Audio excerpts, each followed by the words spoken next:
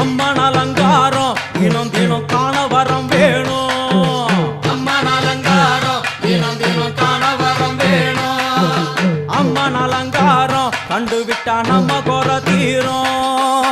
அம்மன் அலங்காரம் கண்டுவிட்டா நம்ம குறை தீரும். அம்மனுக்கு விரதம் ஆதி முதல் இன்று வரை வழக்கம்.